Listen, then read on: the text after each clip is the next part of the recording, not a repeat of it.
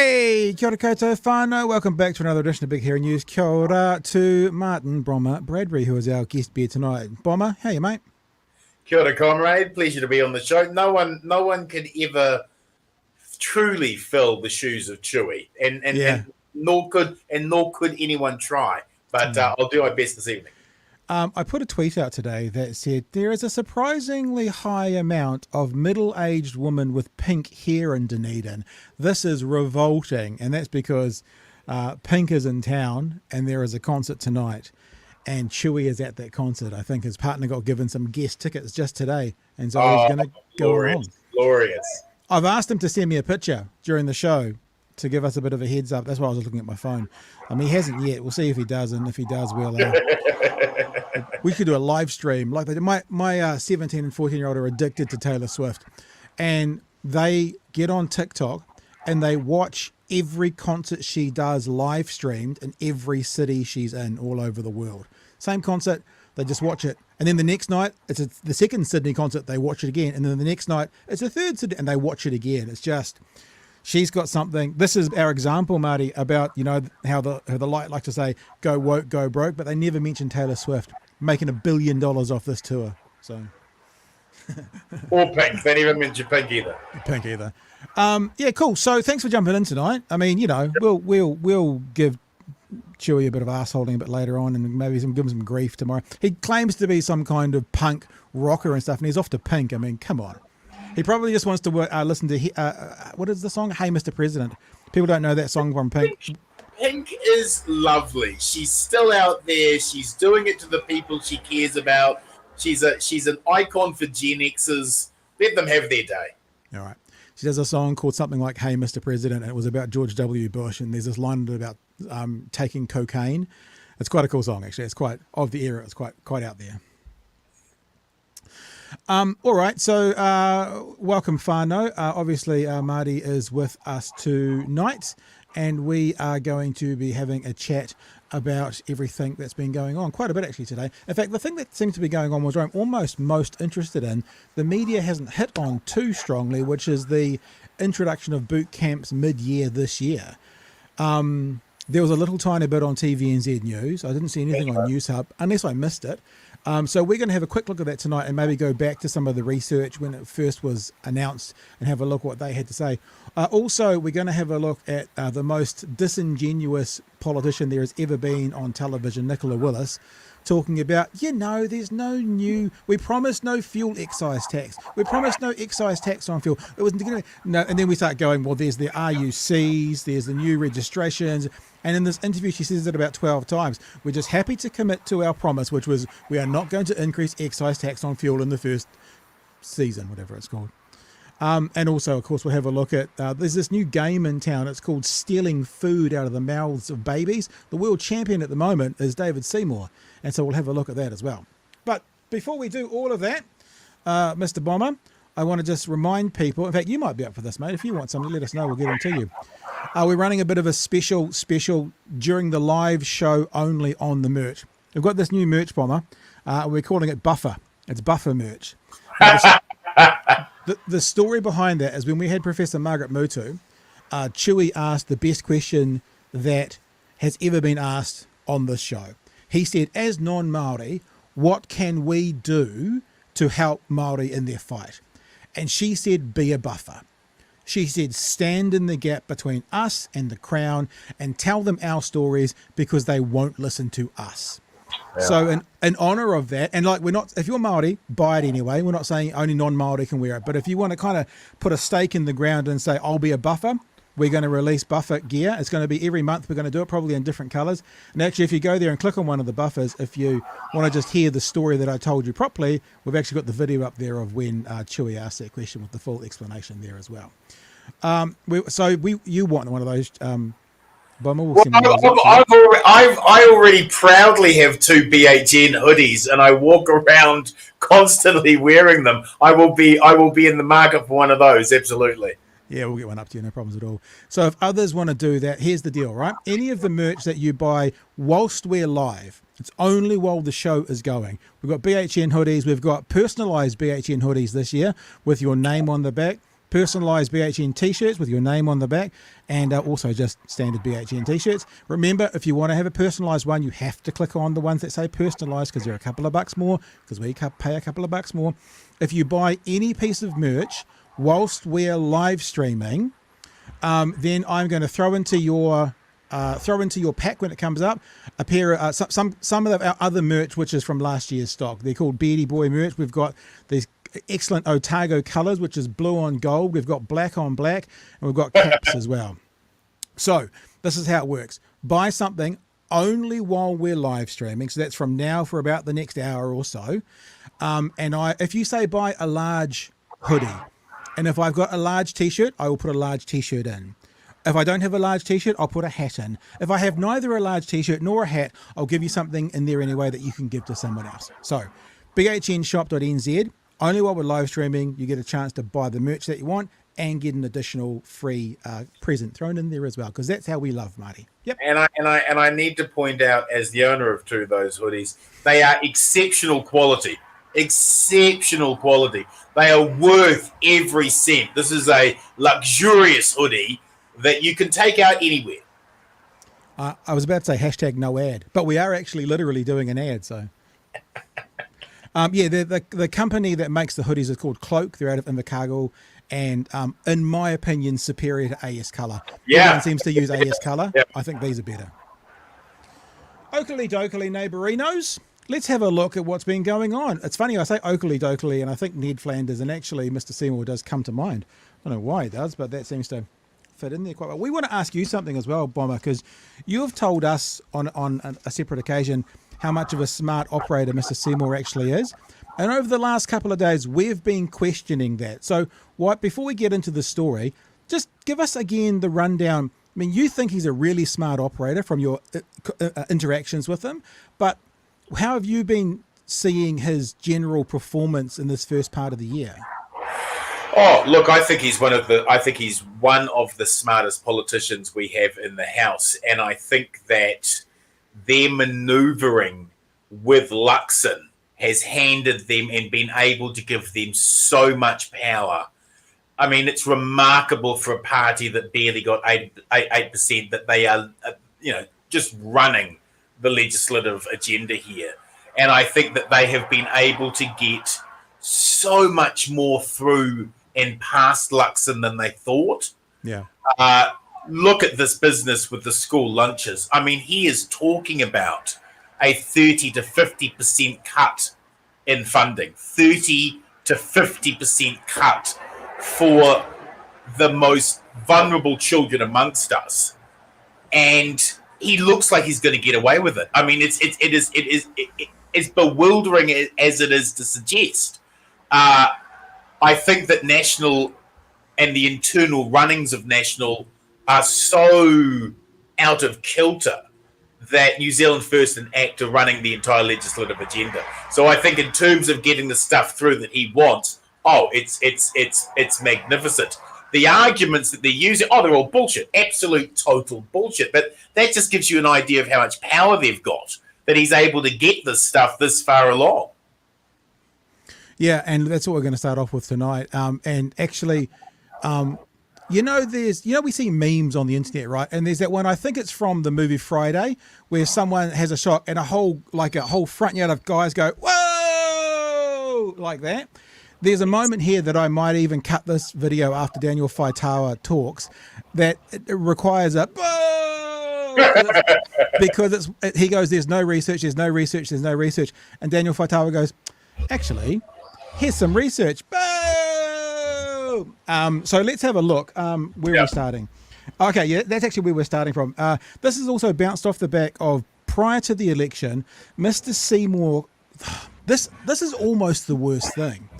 Mr. Seymour called feeding hungry children a, quote, marketing stunt. Yep. That was how he referenced it, as a marketing stunt. Here's my music playing. I should turn that off, music. There we go. That's my little tester.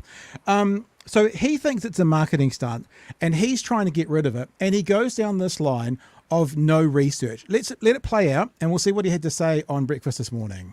The Ministry of Education, despite spending $350 million a year, does not have any hard data, and the Treasury have said this, the other government department that monitors spending, any hard evidence that it's making a difference for kids across the board. And then but there is evidence, Minister, if I could just jump in there. There is evidence that's come through from the University of Auckland, who's reviewed the ka ora ka ako back in 2023, June There's also more evidence out today from Massey University, which we'll share at the end. Last year, research has found that it enriched school environment. And be very aware what happens here, right? I will walk this process through with you. He says no evidence, okay? That's where we are right now. Ka ora ka ako back in 2023, June last year, research has found that it enriched school environments, boosted local economies, enhanced availability and affordability of healthy foods. And you discussed that there's been a drop in schools, but the main finding was the issue was more widespread than they had detected. Well, I don't know what they mean by widespread, but from what you've just said... Well, I think they mean that more schools do need this program to help their students be nourished and also perform better in schools. And with respect... That's kind of the whoa moment. Okay, no data, there's data. But of course, I've written down the process of what happens, and this is what I've written, okay? Yep. Seymour says no data. Yes. Daniel says yes data. Seymour's about to say not the right data. Yes. Daniel gives more data. Yes. And then Seymour says, still not the right data and you're biased. That's what we're about to watch. This is the communication.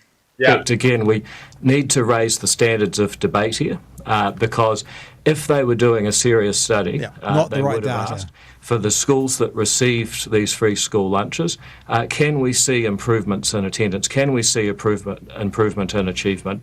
Now, the Ministry of Education under the previous government, when they decided to spend all this money, went off and did 5 different studies, and none of them asked the basic question: if we compare the students that got the free school lunches with the students that didn't, have we seen an improvement? So this is a very deceptive thing he's doing. So what he's doing is, if we compare the most vulnerable children with children who are not vulnerable, if we compare the children from the most vulnerable communities, the poorest, let's be honest, the brownest communities, and they get given food, how does it compare to the, and I'll use this for exaggerative purposes, the wealthy white kids from Remuera in central Auckland? That's not a question that this needs to look at. What the question is these kids who get food, how do they compare to themselves when they weren't? That's actually the question. But what he's saying is we've got no data that says how do these hard up kids compare to the ones that aren't hard up. That's irrelevant in this research. Do you want to add anything before we keep going, Bomber? Well, he philosophically opposes the state feeding hungry children who You just said that out. You just said that out loud. Can you believe what you just said out loud? That's exactly. Let's not mess around. Yeah. David and the ACT Party philosophically don't believe the state should be feeding hungry children. Their argument is that parents should, and their position is, well, if the parent can't afford them, why should the state? It's not our problem. Own your problem. Now that's a very far right libertarian me mind space, and the idea that he's in charge of resourcing these free school lunches. It's like getting someone who hates dogs to run a puppy store, right? He hates dogs. And yet he's running a puppy. Well, what do you think he's going to do to the puppies? And this is the same minister who is threatening fines for children's parents who are truant. Well, feeding these hungry kids is a silver bullet for that truancy, but he doesn't want to feed them, and he wants to fine the parents as well. It's like with this new government, there's no carrot, it's just stick. Yeah. And then there's some more stick. And kids can't eat sticks. And so the idea that someone who is so opposed to the state helping the children of the poorest, that he's the one who's making the decision, is just, it's like allowing the fox in charge of the chicken the hen house.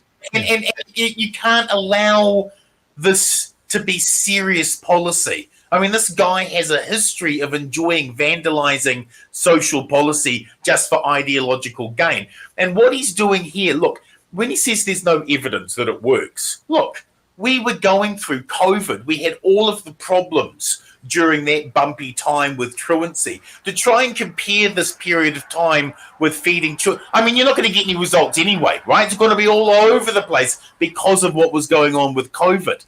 So he wants to avoid any academic research that shows that this is actually a real solution because he doesn't want it to continue. And I just think what is overriding all of this is this government's need to find $1 billion each year to give their rich landlord mates tax cuts. And that's the singular focus of this government. Where can we find that $1 billion for our rich tax mates? Where can we find that billion? And they're looking at taking it out of the mouths of children to put into the pockets of the wealthiest. And sweet Jesus, that's vile.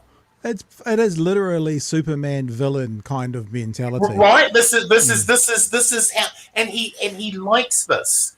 And this goes back to my original claim of just how bloody smart he is. And the left keep underestimating him. He's a remarkably dangerous politician who is going to be able to get through a remarkably dangerous agenda because Luxon just can't stop him, you know? It reminds me as well when I heard about the time frame that these school lunches have been going of the Māori Health Authority. They gave the Māori Health Authority 13 months and they went, no, can't see enough results right now, so we're canning it. And I'm like, it was 13 months. Most people on a fucking weight loss, you hardly see much of a change in 13 months, let alone a whole system to try and bring up the people down the bottom. All right, let's play a bit more from... Now, remember the path so far. He's gone, no evidence. Daniel Faitawa's gone, here's evidence. He's gone, wrong evidence. What's going to come next is more evidence. Just keep listening. It's getting to school and kids achieving. Now, it's a pity that we are inheriting a system where they spend $350 million without asking the basic questions. But that's okay, what we've Minister, inherited, and that's what we now have to deal with. But there is a study back in December 2023, an international PISA study, which Dr. Pippa McKelvey-Sebelo spoke about on RNZ. She said students who are missing meals are 2 to 4 years behind their peers in results. And once again, you know, we've got to raise the standards of debate here. It's certainly true that kids being well looked after, well nourished, are going to do better overall. But of course, well, end of conversation. No, it's not, because what he's really saying there is, of course, every child should be looked after, and it's the responsibility of the parents, not the state, but the parents. He's acknowledging, of course, feeding hungry children at school is working, but we shouldn't have to pay for it. That's where he's ideologically going. But he agrees filling hungry children's bellies with food is good for them all round, but why should the state pay for it? Yep. And now we're about to get to the point that wraps us all up where he's on wrong information. Now you're biased. Daniel Faitawa, you're biased. Kids that are missing meals potentially have other problems in the home. So I just caution you, you know, clearly you're pretty keen to justify the spending regardless of how you do it. No, I'm trying to get answers from you in terms of you saying that there's no evidence there. I'm asking you and telling you that there is evidence coming through. All right, you say, and I quote. So there you go. So just as a reminder, and this is something we need to keep an eye on, I guess with all politicians, but with ACT in particular and David Seymour, this is how it went. He said no data.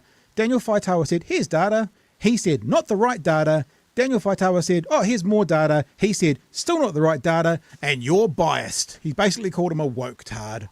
So that's their thing. And just before we go on, I want to show you one other piece, because here's some more data. It's just some more, just because we'll put it out there. This is from Massey University. Found a range of benefits at Dannevirke High School since introducing free lunches 3 years ago. Students had better concentration, behaviour, engagement and learning outcomes. This story's from today, by the way. Food insecurity also dropped, the study found. There was also a big drop in waste, such as plastic packaging from snacks that would be used to be brought to school. Thoughtfully planned school meal programs create environments that enable students to thrive, said researcher, Associate Professor Chrissy Severinson, who I've just received an email from, and I think she'll be on later in the week. So there's more data on top of his. I get to do the more data when it comes to the your bias. So I'm the recourse to that, Marty. There is, and we've seen evidence of this, and there's plenty of anecdotal evidence as well, that some of these school lunches aren't eaten. And where you dig into that, you see that it's a third party who is bringing food to the school. It's not the school. It's not the food that's being made on the schools, right? Because there are some schools who just have a third party turn up with pre-made lunches and they drop them off, and those ones are going to waste. Some of them, not all of them, some of them, right? And the kids don't like this, don't like that. But the schools that have truly invested in it and have effectively their own kitchen and their own, setup, and parents are coming in to help, and they might have a school garden that they're taking food out of. You're not getting that kind of waste there. There is a culture of universality. Everyone comes together. Remember, feeding children at school by the state is not some fantastical idea that is completely out there. Australia does it, Britain does it, Canada does it, America does it. Most of the developed world that we compare ourselves with have states putting food into schools because they all get the idea you've got to look after the kids and make them, hungry children don't learn. But here in New Zealand, this very nasty, very right-wing perspective has taken over, which says, no, it's the parents' fault. It's the parents' responsibility. Why am I paying for? And we get so selfish. And ACT are doing a remarkable job of harvesting that anger and that resentment. Why should I have to pay for other? And it's a bit nasty and it's a bit cruel. And it's going to take us backwards if we allow him to start chopping off 30 to 50. We need more schools to have breakfasts and lunches free. Not less, more. We need to feed all the kids, not just some of the kids. Yeah. And let me just say, because of the waste thing you're just talking about, even if that is all the case, they came out, they being NACT and Z, came out yesterday saying 10,000 meals a day are going to waste. The Herald reports we're feeding 220,000 children. That's 4%. So even using their numbers, it's 4% waste. And that means this is a 96% accurate and on target program. And they're going to justify it by cancelling it over 4% waste. 4%, that's right. And they want to focus on that 4%, when really the focus should be on the 96% that we're feeding. The 96%. You're going to not only throw the baby out with the bathwater, you're going to throw the entire kitchen and the bath out as well. I mean, I think why we're seeing such a rush of blood to the head of this government. I mean, it's not just this; it's a blitzkrieg across a whole bunch of more submachine guns, for crying out loud. $2,300 per year off the disability benefit. 13,000 children to be pushed into poverty because of their tax cuts. I mean, it's just a never-ending, crazy cavalcade of right-wing ideas that don't have any basis in reality. It's just ideological brain farts, and they're just ramming these through as quickly as they can. Yeah. We're going to continue on with some more of the story. You'll like something coming up shortly, Chewy, that I did last night, and Citizen Gold, I'll have an answer for you very, very shortly. Oh, that's kind of a bit spooky, and we'll figure out what's going on shortly. You will laugh, Marty, when I tell you what we did last night. You will laugh. I promise you will laugh. People who were here last night know what I'm talking about. But we'll do it at the end, because let's just continue on with David Seymour, talking about school lunches. So Daniel Faitau went back and he asked him a pretty straight up question. You're like, are there hungry kids going to school? That was the question, right? Can I just ask you, do you acknowledge that we have children going to school hungry in New Zealand? Well, there's no question about that, but that doesn't necessarily mean that the program... So what do you intend to do about that? Well, as I just said, Daniel, No, continue, please. My job is to take a scheme that has $350 million with a large amount of waste, with no evidence that it works, just peripheral, maybe it does somehow. See, this is the thing that politicians do, and I'm going to talk about this when we come to Nicola Willis. He's repeating that thing that there's no research, even though he's just been cited to lots of research. He's saying there's a large amount of waste. See, what they want to do is that they want that message to go out, and then his supporters can go, look at the waste. So They said 10,000 meals. Herald said 220,000 kids. They said 25 million, and we're being told now it costs 330 million to run. Now, 25 million is going to be about 8%, because 33 million would be 10%. So the difference between 4 and 8% is a pretty good, let's call it 6.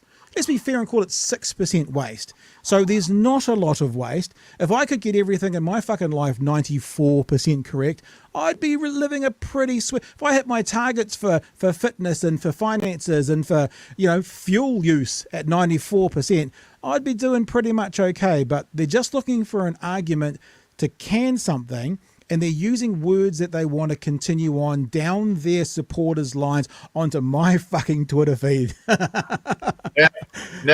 Yeah. All right. We'll just get to the end of this and then we'll have a crack. And actually design a scheme that targets the people who are most in need. Sorry, one more thing. This is the other thing. We're going to get rid of it and design a scheme. What's your scheme going to be? Haven't thought of that yet. Don't know. But this is bad and we're going to do better. What's your one? And you notice this language, we're focused on helping the worst. There's an ideological fight between the right and the left. The left says that we want these things to be universal, right? So there should be free breakfast and lunches in every school so that everyone can benefit. When we talk about free education, it's for everyone. When we talk about free health, it's for everyone. When we talk about welfare, it's for everyone. What the right wants to constantly do is say, oh, no, we're not going to fund universals because universals cost a lot of money. We will just take that money and put it on the worst case examples, and we'll put wraparound services with them, and that will solve this. This is one of the ideas behind the big investment model that they're trying to use with welfare at the moment. They don't want to provide universals. They just want to target it. And this constant fight over targeting, I think, is just bullshit, because the idea is to limit the total number of people you're supposed to be helping and just say, we're not helping anyone else. We're just focused on these worst cases. Yeah. And I think that is just an abdication of responsibility and our obligation to one another. Everybody in New Zealand deserves to have these access to these issues, right? Doesn't matter if you're a garbage man, doesn't matter if you're a doctor, doesn't matter if you're a nurse, doesn't matter if you're a teacher.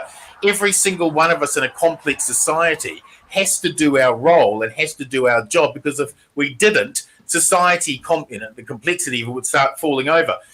If the garbage men don't turn up and take our garbage away every single week, after a while we'll get sick and the entire thing will collapse. So everyone has a role to play, and everyone has the right to gain the harvest of civil society, be that free education, free public health, free, the public holidays, safety, all of these. Everyone deserves to be able to enjoy that harvest. But the focus with the right is always about just targeting it. So as we're going after, we're going to help the most hungry children. Okay, so you're going to help the 50,000 most hungry children. What about the total 250,000? Well, those other 200,000 aren't our problem. So he's constantly trying to make it about the worst case scenario. And this is a sneaky way of lowering the total cost of the state. Absolutely. Right, this has got about 50 seconds to go. And there's one more point I want to make about Rimmer's thoughts today. That stops waste and that ensures that the government can honestly look taxpayers in the eye and say you worked hard for your money and we're using it to get good results. And my challenge to people in the education sector is to say, look, everybody knows money is tight right across the sector, actually in every government department. So are you really confident that $350 million has been used well, considering that it's been done at such a time when we've actually had worse NCEA results, worse student attendance, and the people who try and make the argument say, well, maybe we didn't do enough of it. Well, those people should be asking, has this program made a difference for the students that got it in terms of attendance and achievement?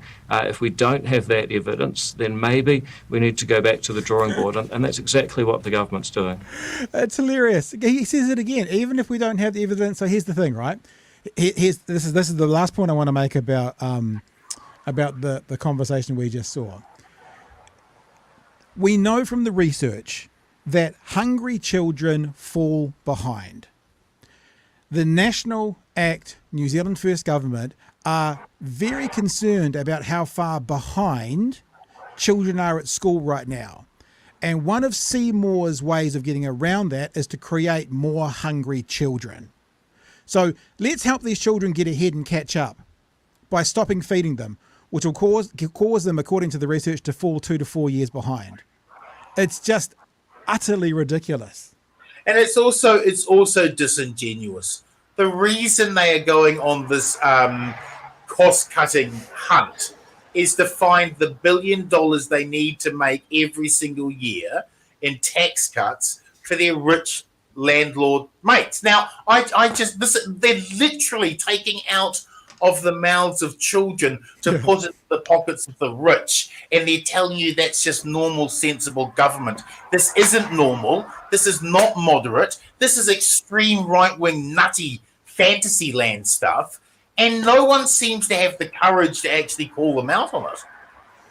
Indeed. All right, let's get to a few of these, because there's one more part of the story that I think you'll enjoy, Marty. There's not much to enjoy about this, but I think there's one little part you might enjoy. But before we do that, Spiderhoof says at $5, thanks for the super chat. People know that when Chewy's not here, for me to see their chats, they've got to do a super chat, because they all just whiz past me while I'm doing 10 other things. So Spide says, hi, Bomb, I love seeing a person who outbeards the Beardy Boys boot camps, money scam for Luxon's mates with intent on recruiting soldier boys. Bunch of people offering. Now, just so you know, Marty, we don't ask for a late fee, but I think maybe Rob Burney started paying a late fee when he was late, and there seems to be a thing now. So Frosty's paid a $2 late fee. Appreciate that. JC's paid a $13 late fee. Appreciate that. There's another one.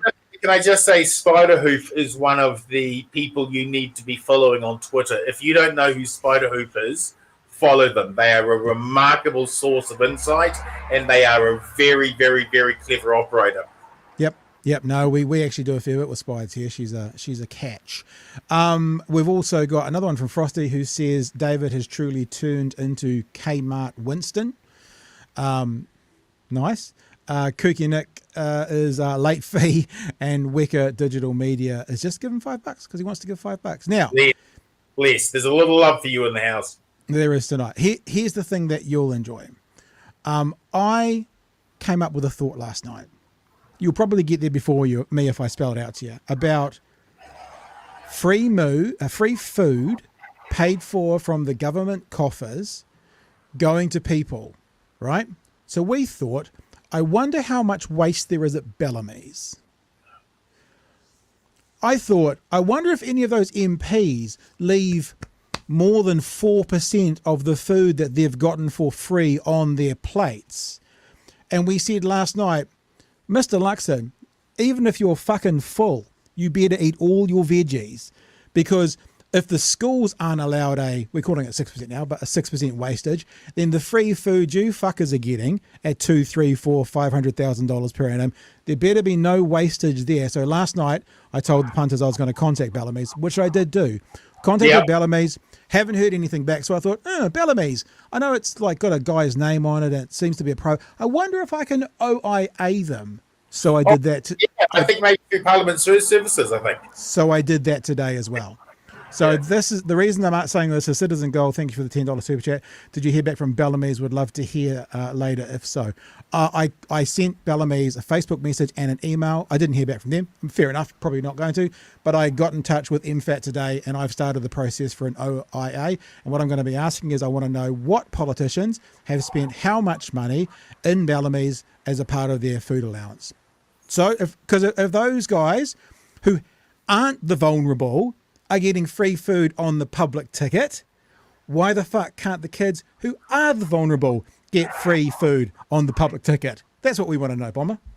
Look, I mean, I think the ironies and the hypocrisies and the rolling of our eyes are all, it's all part of the response to this. But I got to tell you, I find it very hard to make jokes about what this government are doing. I mean, to talk about removing 30 to 50% of that budget, those hungry kids, the kids who didn't vote for this government, kids who were just holding on by their fingernails, kids whose maybe only positive interaction with the state is they get a free bloody breakfast and a free lunch, right? That's the only positive thing they see. And you have these You have these right-wing ideologues who are going to do this not because there's academic research. He doesn't give a shit about the academic research. This isn't about academic research. Nothing they're doing is about academic research. None of this is research or fact-based. It's just right-wing revenge fantasies, for Christ's sakes. And they're pushing these through, and we're all having to stand around like this is normal. Like this is a government that is actively knocking down its people so that rich mates can do well. That is the almost absolute antithesis of what a liberal progressive democracy should be. And so while we should get, we have to laugh because it's just madness, but don't let that take away from your anger or what these vandals are looking to do to people in communities that you and I live in, that you and I care about. We're going to see people getting kicked by this government repeatedly, and also that they can get a tax cut for their rich mates. I mean, if you're not angry by now, you're not paying attention, ladies and gentlemen. There you go. One quick question. How close to the runway are you actually with those drag bikes going past your house? Well, that's directly. They're doing it because they know I'm on it. Yeah, fight it off. They're all fans of the BHN. And look, I agree with you about it's hard to laugh. But I also do think, like I've given this example lots of times on the show, that when Al Gore went on with Jon Stewart, and Jon Stewart's back on the Daily Show, and he's doing some pretty good work. Praise. When Al Gore was on with Jon Stewart, probably 15 years ago, and Jon Stewart went to him, like, because they were spitting the truth. He was like, why are we saying these things? He's asking Al Gore, why are we saying these things and no one in the mainstream media is? And the response from Al Gore was, the only person that could tell the truth to the king without fear of getting their head cut off was the jester. And we're like, taken. We'll do it. We'll make the odd off-color joke. And because that thing we're doing with Bellamy's, it's hilarious. But fuck, mate, if we get the answers, it's also going to be really interesting. Absolutely. Let's just go. There's a couple of other super chats who are there because we'll get them now before we move on to the next part of the show. Lurchify, $20. Thank you, sir. It's very generous. It's far more feasible and efficient to apply an income policy rather than a prices policy. Working out how to charge different prices to people based on their wealth status is hellishly difficult, equals universal is best. Yeah, and that comes down to that. There's research that basically says the most cost-effective way to apply give school lunches is to give it to everyone. So 2% of the wealthiest kids don't need it, but there's 60% of the poorest that do it. It's the easiest and actually the most cost-effective way of doing it, rather than trying to means test everything by putting in another layer of bureaucracy. That's right. That's right. And Peter says, $5 super chat. Thank you, sir. It's a mountain of bullshit from this government, and the general public need to take notice of it, all rather than just political tragics like us. That's right. No, preach. He's right. He's absolutely right. Everyone has to be on board with this because the only way we are going to turn back this nonsense is together. Yeah. Hey, someone else who's doing some pretty good work at the moment, I'm pretty much enjoying watching her, is Anna Burns-Francis. I'm pretty impressed with her. So underrated, isn't she? She's so good. Yeah, she's real good. Yeah. And so she had on Nicola Willis this morning in replace of the Prime Minister, who I think was paddling a kayak to Australia. Yeah. How we got there in the end, about roads. And she starts off by simply saying, you can't pay for your roads. Now, we will play this through. You do know I love to interrupt these videos, people. But, I mean, I really don't want to sound like a complete prick, but just look at her face now. Already the smugness on the face. The most disingenuous, look, I just know it's really hard. The most disingenuous politician, and we've seen a lot of them, Marty, the most disingenuous politician I've seen in an interview ever. You'll get it. You'll get to see it as we go through. So we're starting off with, you can't afford to pay for your roads, can you? You can't pay for all your roads, so you're asking us motorists to. That seems a little disingenuous considering all those pre-election promises, doesn't it? We're keeping our commitments. We committed that you would pay no extra fuel tax this. There's the talking point.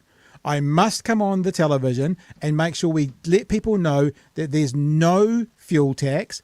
That's what we promised. So we are on target. What about all those other things you just added in yesterday? There will be no more fuel tax. we will have none of them. What about the road user charges for petrol cars? There will be no fuel tax increases in the first term. Just stick. And this is what we were saying about Seymour.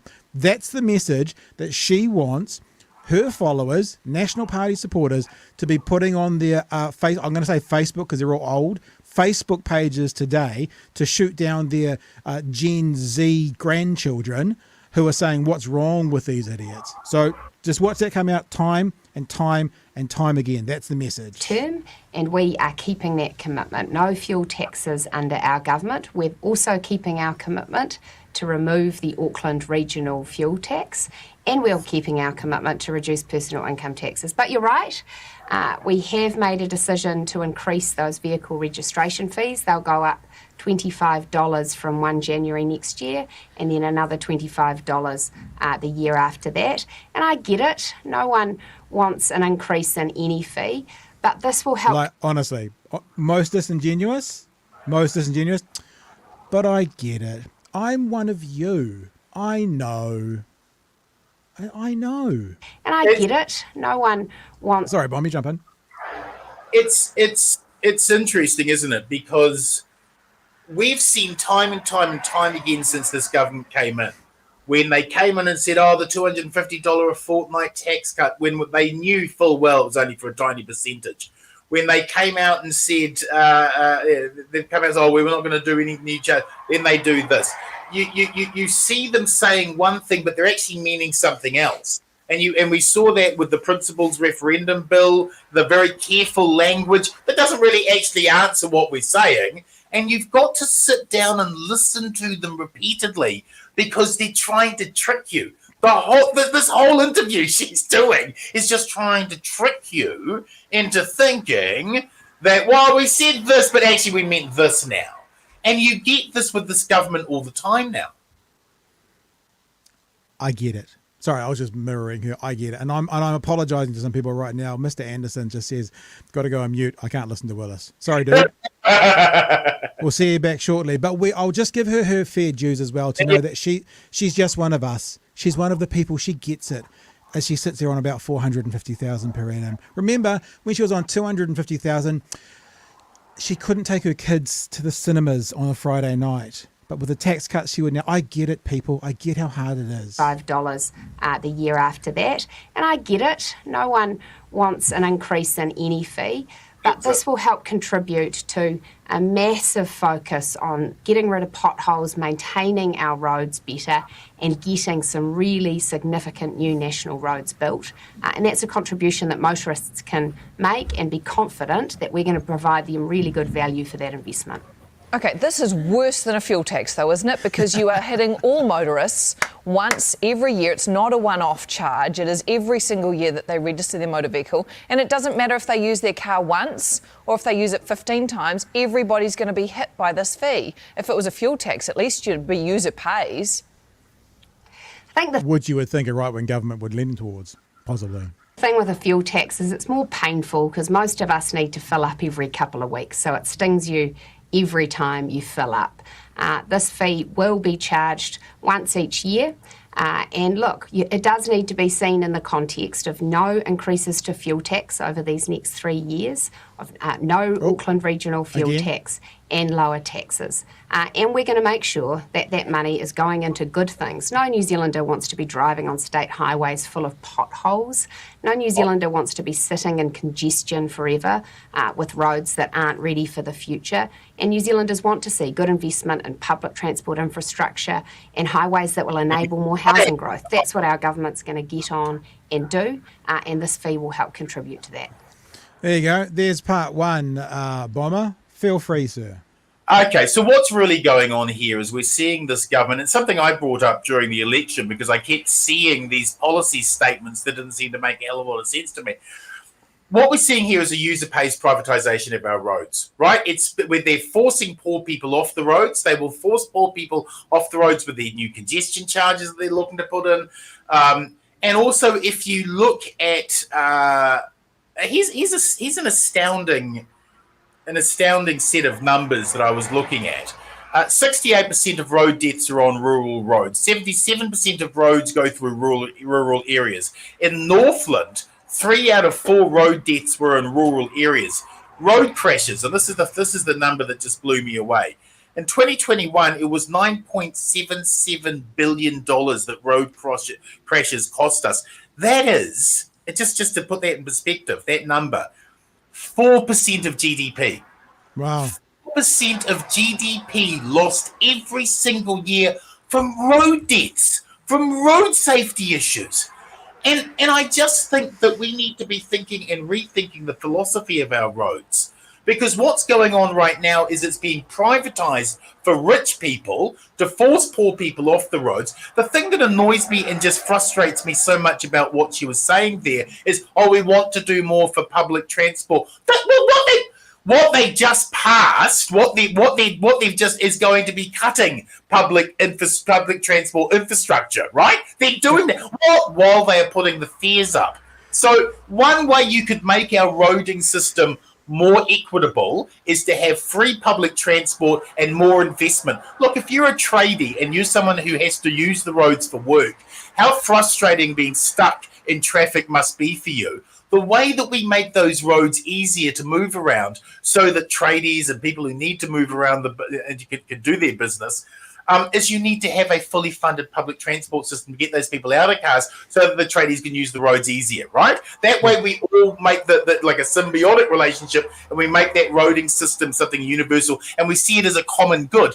What National are doing is they're just going, no, we're going to privatise the roads, force poor people off it, cut the public transport, and charge everyone large amounts. And they don't mind, because rich people could afford these costs and they have no problems if it means they're going to be able to get from A to B quicker. Poor people who can't afford it, screw you. And that's what this is. It's a road privatisation and user pays culture that they're trying to bring to our roading, which is going to lock out a lot of poor people. And remember, when she said, we don't have the money, you're finding $1 billion each year for your rich tax mates, you know? So don't tell us you don't have the money. You do. This is a political decision.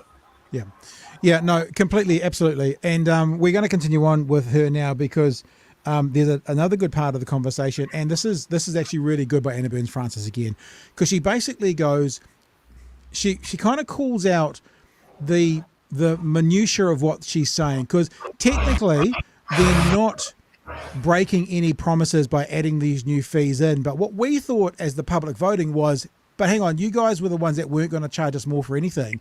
And even though that's not what they said, that's the vibe that a lot of voters would have taken. And it's quite a good takeout. Now, in this conversation, I think you see Nicola Willis start to get a bit grumpy. It's an interesting dynamic from these people at the moment. Luxon was getting grumpy at the stand-up yesterday when he had to say again and again and again. Now, Luxon has a bit of an excuse for that. He's used to not being questioned as a CEO. I don't know about Nicola Willis. I could be wrong. Tell me in the chat.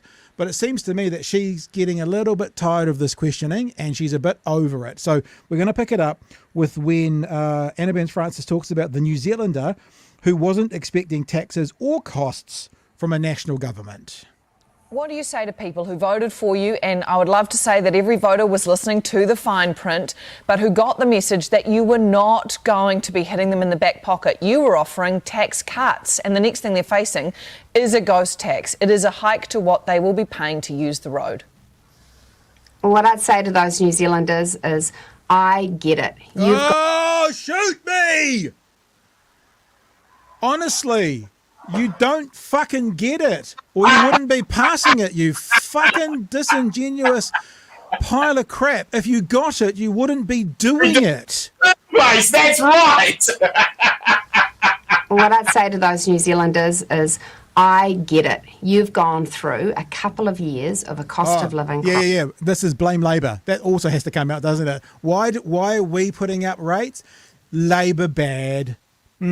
I get it. You guys have been so hard up under Labour, so we have to charge you more that we didn't talk about. Crisis where your income in most cases has not kept up with your costs, whether it's groceries, rent or taxes. And so that's why we as a government are so committed to making sure we're getting good value for money so we can reduce the tax you pay.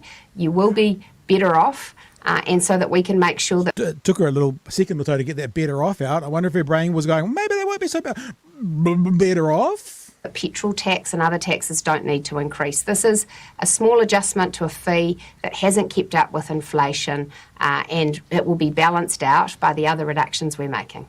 But it wasn't signalled in advance. Voters did not know this was coming. The truth is you've got a massive problem, right? Paying for your roading projects does not stack up. NZTA says you could be as much as $20 billion out. How do you get those numbers so wrong?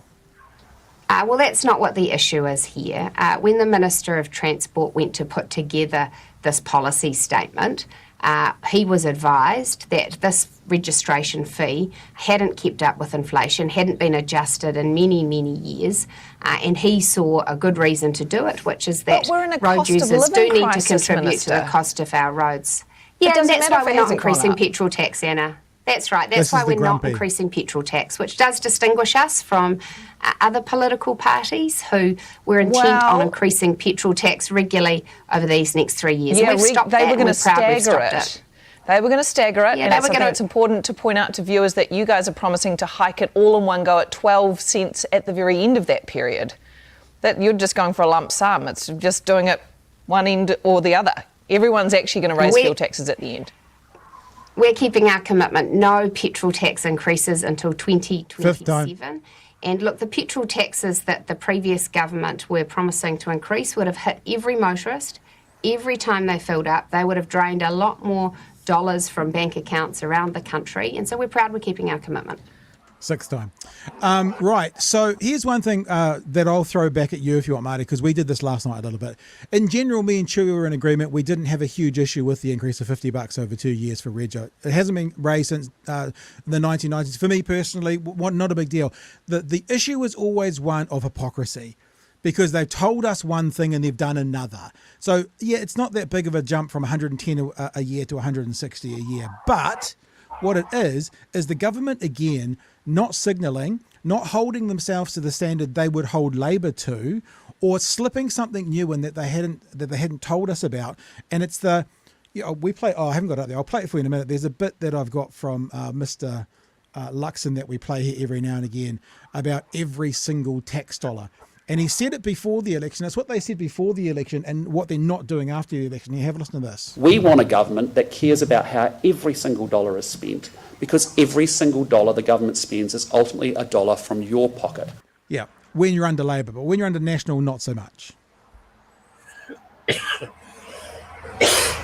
Now, none of this is going to fix the fundamental problem that our roads are poorly designed and cheaply made, and we're not building enough adaptation around it, and we're not building enough public transport, and we're not actually doing anything to future-proof. If you look at Simeon Brown's report, I think it mentions climate change twice.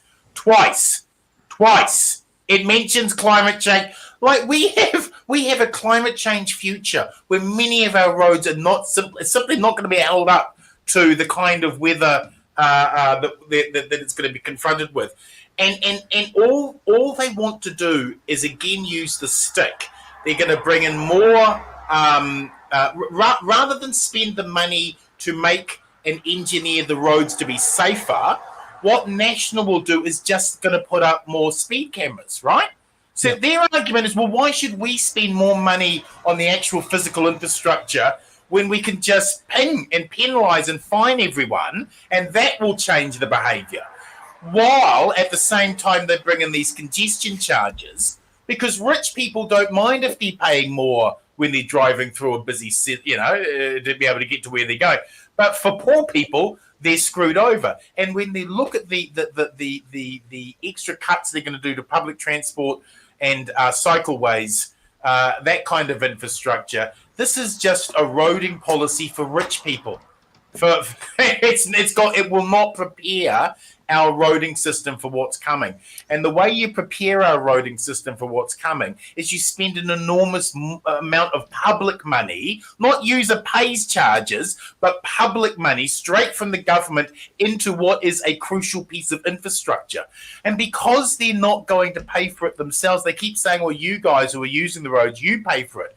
But we've got such massive, huge migration issues and pressures going on right now. Our infrastructure can't stand. So you actually need a large chunk, a new investment model, and a new way of seeing our roads as a public good rather than something that's just used for wealthy people. Nothing they've put through with this. The $50 they're charging here, the little bit none of it's going to make our roads better. None of it's going to improve our public transport systems. We're still going to be in gridlock 3 years from now. And that's why I think this whole thing's bullshit, ultimately. None of it's going to solve the problems we're actually confronting on our roads. Oh, we'll put some more into the pothole. Well, we wouldn't have had a problem with the potholes if under the Key government they had been spending and increasing the budget for those potholes. But they didn't. Under the Key government, they went, screw it, not our problem. Labor then had to pick it up and try and fund it over 6 years. So I don't think any of this is going to make a lick of difference. I think people who are being stuck in gridlock right now and can't get about their day are just going to be banging their heads into their car wheels, begging for the end to come, because I don't think this is going to get better. I don't think it's going to get better. I think you're right about the privatisation as well of infrastructure. We've been saying that here for months, because up until very recently they've been quite covert about it. They've been saying things like, Nicola Willis, sorry, it's my Nicola Willis voice.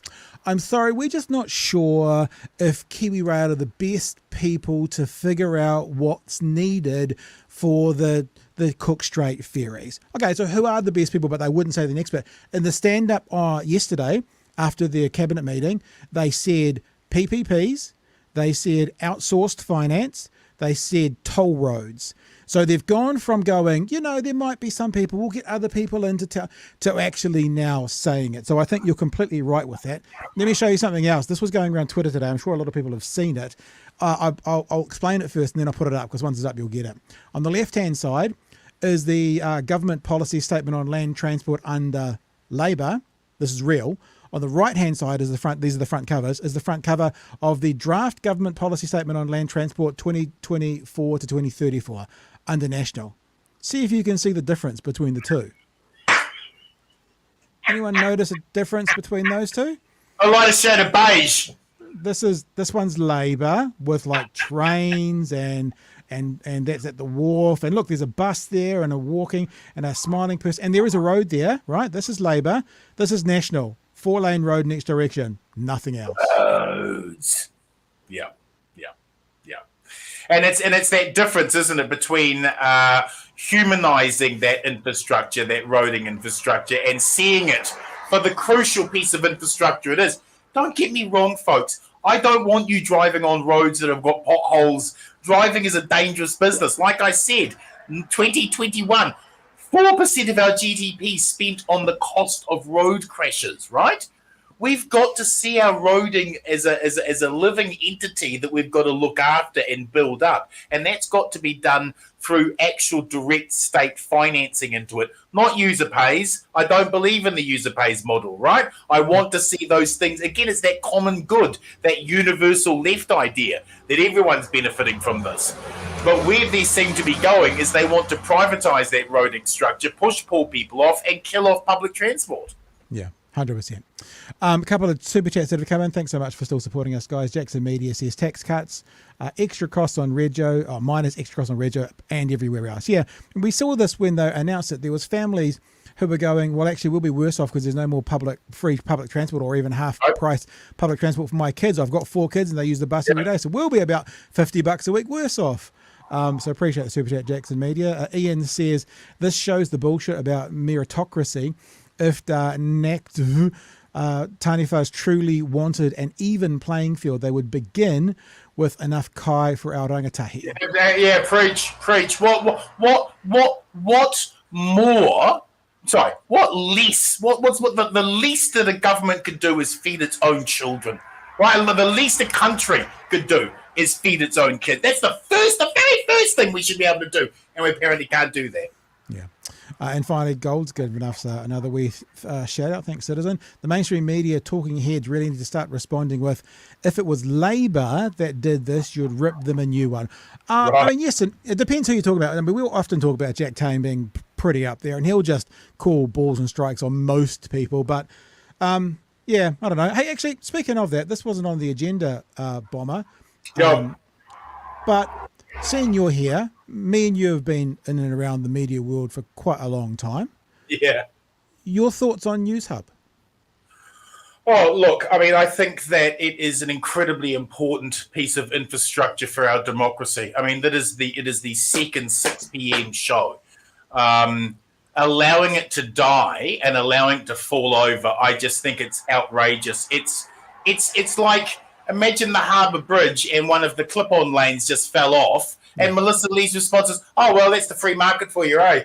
And I was like, bye everyone. And you go, where do you mean? Where are you going? The clip-on has fallen off. What are you going to do? Well, it's your fault if you drive on it. You should be. I mean, we need News Hub. I have been highly critical, as you have, as we all have, of some of the quality of the news and some of the from News Hub. And it is absolutely fine for you to have a problem with the way News Hub focuses on something trivial or the way they take a certain angle on it. I'll argue with them about the quality of their news and the presentation of it till the sun goes down. But you can't ignore the fact they're an important part of our media infrastructure in this country. You can't say it's the free market at work, because the market is broken in this country. It has always been broken in this country, and it just allows very large players to operate. And what they should be doing, what the government should be doing, is they should be saying, we are going to make TV1 commercial free, because New Zealanders deserve to have commercial free broadcasting without something being rammed down their throats, or without a corporation trying to sell you something or manipulate your thinking on something. If we can have Radio New Zealand advert free, we should be able to have one TV station advert free. And if you made TV1 advert free, all of that revenue, all of that advertising revenue would then shift to News Hub, so you could still have two. And that's what I mean by the minister stepping in and reformatting the market so the market works. Right? You can't just leave it to the free market and shrug, no, not our problem. I'm not suggesting for 1 second we bail out Warner Brothers. We should never bail out Warner Brothers. But what you can do is you can make market dynamic changes that allow for an ecosystem where both of them remain. Because you can't have a situation where there's just one 6 p.m. news slot again for New Zealand. That is such a huge step backwards. And the only people who benefited from it, losing News Hub, are politicians who don't want to be held to account. Those are the only ones. And that's why the right wing aren't doing a damn thing about this and stepping back, because they want less accountability. They want less scrutiny, you know? Yep. You may not like News Hub, but sweet Jesus, they're important to keep. Very good, 100%. I'm glad we gave you that forum. Are you kind of internally a ginger? Because I just get the same kind of fire out of you that I get from Chewy. Is there a bit of, you know? A little bit. I think in my younger years, I had a little bit of ginger in the beard. Hey, speaking of, young fella sent us a few. Young fellas sent us. I know exactly where we're sitting. We sat there for Ed Sheeran. They call this restricted view because you can't quite see around the corner. Right. But they're pretty good seats. There's old Pinks. Oh, look, there she is there. Oh, bless her. Yeah. They'll be having a great time. A great old time. Now, let me say this one more time, and I don't normally do this twice in a show, but because we've got a special offer on whilst we're live, we're about to do our last story. We're about to do our last story. So bhnshop.nz, any merch that you buy whilst we're live, you get a free other piece of merch. If you want to know what the other piece is, you can scroll back to the start of the show, but you get a free other piece of merch, but you have to buy the merch whilst we're live, which is why I mentioned this for a second time, because we'll be done in about 15 minutes. All right? bhnshop.nz, and thanks to the people who've already jumped in there. Who can I see? Ben and Amelia and Ian and some others in there as well. Thanks, you guys. You guys will be getting your stuff and the other little gift that'll come out to you as well. bhnshop.nz. Right. I'm interested in this one. In fact, I texted a couple of politicians to see if they wanted to come on and talk about it, because the media, maybe it's going to be a tomorrow story. Maybe it's going to be a tomorrow story. But we hear from the government today that they're moving, I believe, the boot camps forward to the middle of the year. And they go, yes. And with that, our 100 days is all complete. We've been very, very critical, Bomber, of the idea that they seem more focused on getting stuff done within an arbitrary timetable than actually making good policy. And the only reason that they've done that is so they don't leave themselves open for Labor to go, ha ha, you failed. That's the only reason. Because there's no other reason why they need to hit this 100-day goal for anything other than they said it and they don't want to be teased by the media and by the opposition. So yeah, I think it's probably it's more awful than that. I think that this election, I think a lot of right-wing voters, New Zealand First, ACT, National, they were led into such a feeding frenzy of anti-Māori bashing, anti-this, anti-that. They just were so furious with everything. And they wanted revenge fantasies enacted immediately. No reflection on it. No, is this a good idea? None of that. They want these revenge fantasies rammed through. And then, and while they're ramming these revenge fantasies through for their more redneck electorate base, they're desperately trying to get the corporate talking points from the lobbyists fleshed out into actual policy. And that's what's happening right now. And as shocking and as angering as what we've seen over the last couple of months from this guy, it ain't nothing compared to what actually happens when their policy rollout starts, because the naked venality of what they're going to be proposing will just shock you. It will be like, we're going to do what for big tobacco? We're going to do what for the gun lobbyists? We're going to do what for the richest amongst us? I think as angering as it has been this first 100 days, the next 100 will be a lot worse. When announced today and approached for comment, the Greens said that this is reckless, heinous and lazy. Let me read this to you. That's how the Green Party has described the government's policy to introduce military-style today announced the government would begin a pilot for the system set to be up and running by the middle of the year. To be led by Oranga Tamariki. I'm intrigued by that, actually, because I don't reckon that's a core central part of what Oranga Tamariki will agree with you. want to do. They won't want to do it, but they're being told to. Like, it's like someone who's allergic to nuts going, "Hey, can you go and cut the peanut brittle for me?" You know, it's like I don't reckon it's their bag. Yeah. Chor said it was a part of the government 100-day plan and aimed to create more tools to respond to the most serious and persistent young offenders. We scroll down a bit. Here we go. This afternoon, Greens co-leader Marama Davison said it had been proven time and time again military-style academies did not resolve the drivers of crime, but also more harmful than good by institutionalising young people in the justice system. It does not reduce reoffending. Now, there's not a lot out in the media today about that, but we had said previously, Bomber, that if we think about the prisons being like the university of crime, even Bill English called them that, then surely military camps and borstalls have to be the high schools of crime. Surely that must be the case. But what I found is a sociologist and a gang researcher from back when it was going to be talked about, sharing his views in general. So it's not specifically from today, but it's him sharing his views about what about these things do work or don't work. Let's have a look at this. Only kind of 2 30-second clips. The fact of the matter is that the research shows, the data shows quite clearly that these programs have very limited success or no success.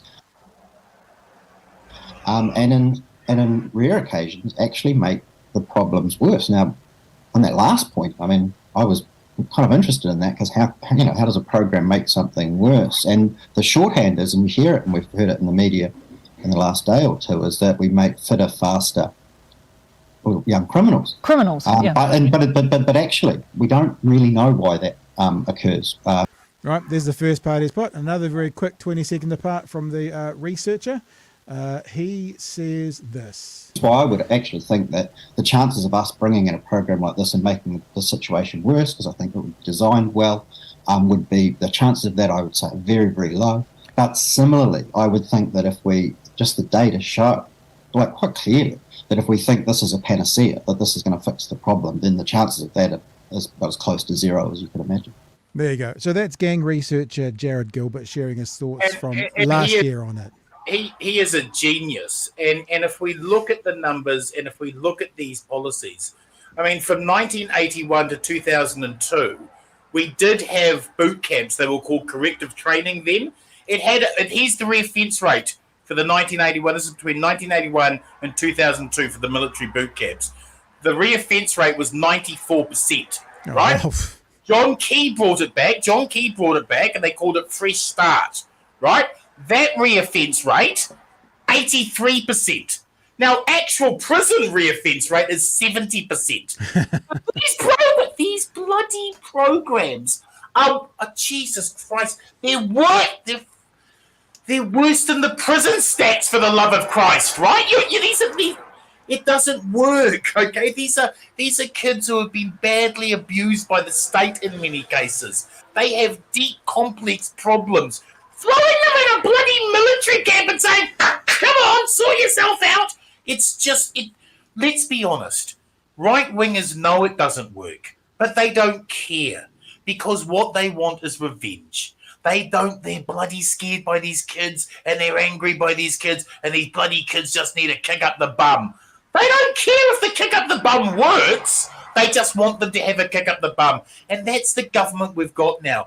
Research, academic studies, facts, none of that matters. It's their right-wing feelings. It's my feelings. I feel these things, and that makes it legitimate. Fuck you and fuck your feelings. I don't care about your feelings. I want to hear your facts. I want to hear your thoughts. I want to hear how this works. Because every single time we've tried these military boot camps, the reoffence rate is worse than actual prison. So this is a pantomime, and this is a virtue signal for the right. And I just find it extraordinary, after 6 years of being told about our left-wing virtue signals and our woke and our this and our that and our feelings. Well, now they've got in, and they're doing way worse than us, and they're implementing their feelings and their revenge fantasies, and none of the shit will work. But they don't care. They don't care. I'm going to put one more bit out here about this. This has almost made me, sad's an interesting emotion to feel about this, but this kind of made me saddest of all. It's actually a press release out today from IHC New Zealand. IHC New Zealand says the government's introduction of juvenile boot camps for youth offenders will unfairly target young people with intellectual disabilities. An announcement today, the Minister for Children, Karen Chihor, said a military style, and says ... Anyway, IHC New Zealand said the government's introduction of juvenile boot camps for youth offenders will unfairly target young people with intellectual disabilities. Oh, I'm reading it twice. Chor said a military-style academy run by Oranga Tamariki would be up and running from the middle of this year. IHC Director Advocacy Tanya Thomas said it flies in the face of the preference of working with families in whānau to support the well-being of youth offenders, many of whom have intellectual disabilities. Māori are also disproportionately affected. So not only are they taking food out of the mouths of children, they're now apparently setting up, according to this press release, they're setting up policy that's going to not just harm the vulnerable, like socio-economically, but those with special needs and abilities and intellectually disabled people as well. This is what this government we've got is. I didn't even, just when you get you.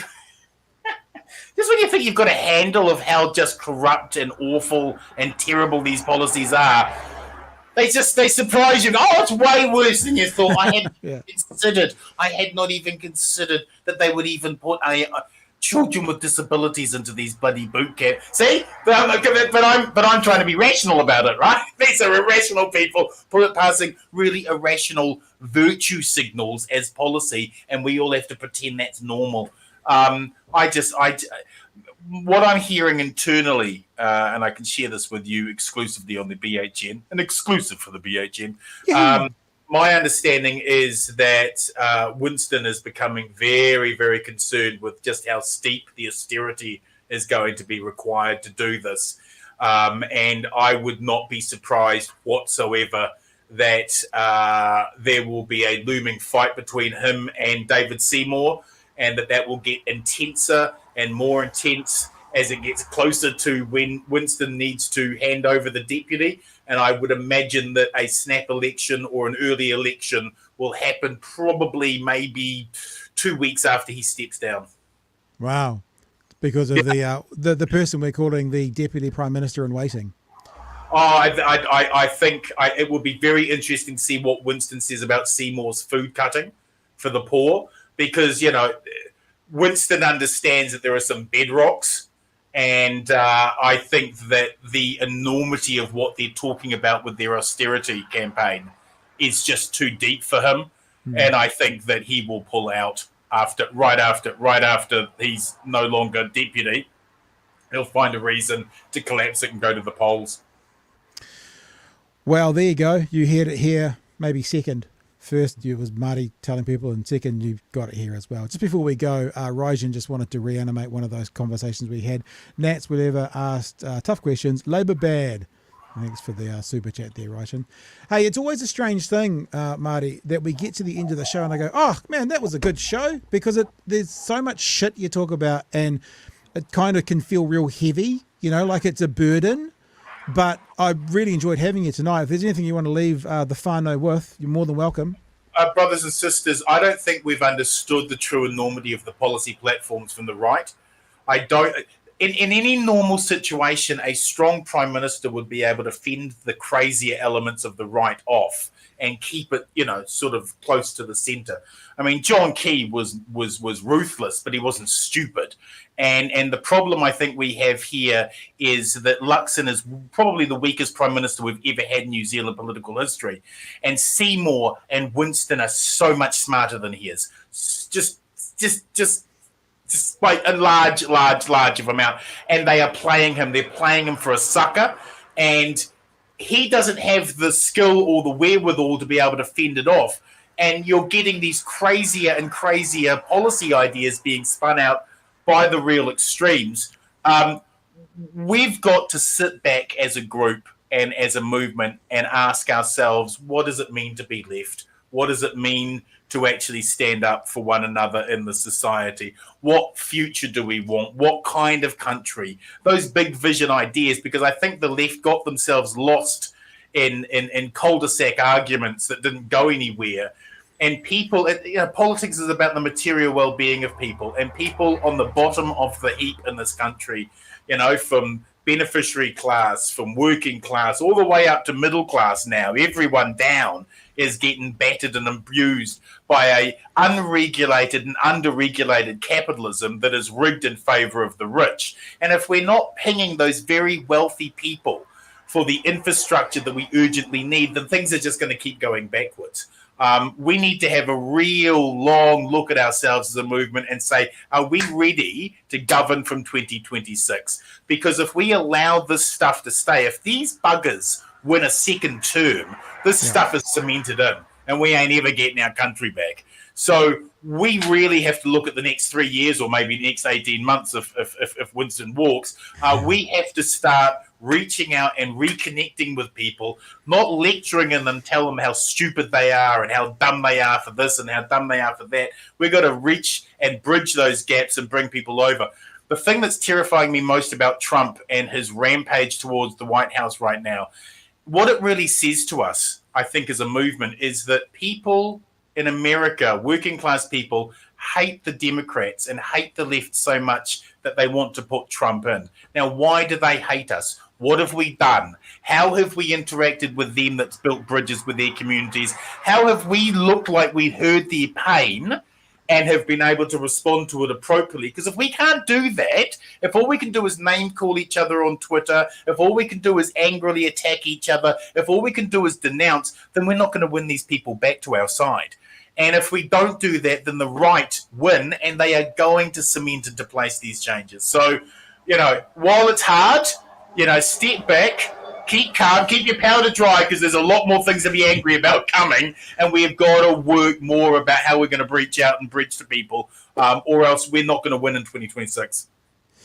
Very good. Before we head off, a huge thanks to all our patrons for being a part of what we do. If you're interested in supporting more about what we do and how we do it, head to patreon.com/Big Hairy News. Look at all these beautiful names, Bob, but look at them all.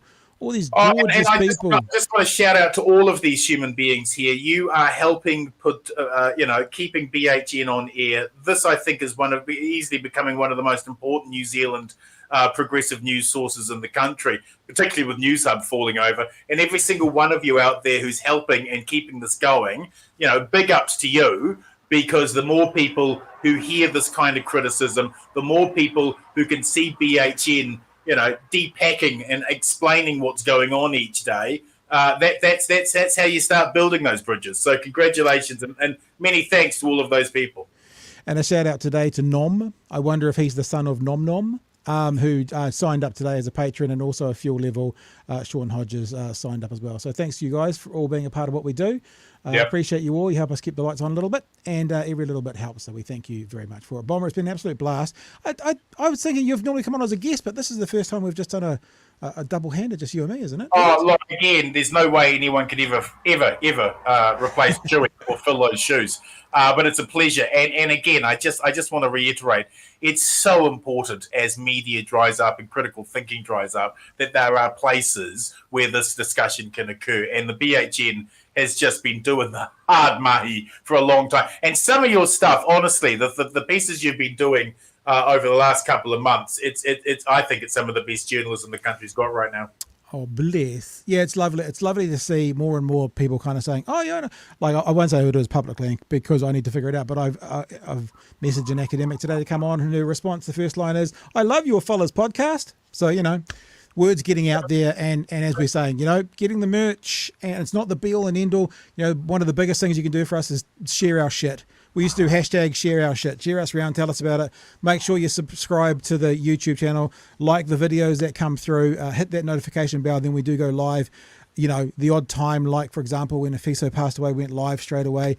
Then we're there and we can hang out together. So thanks, team.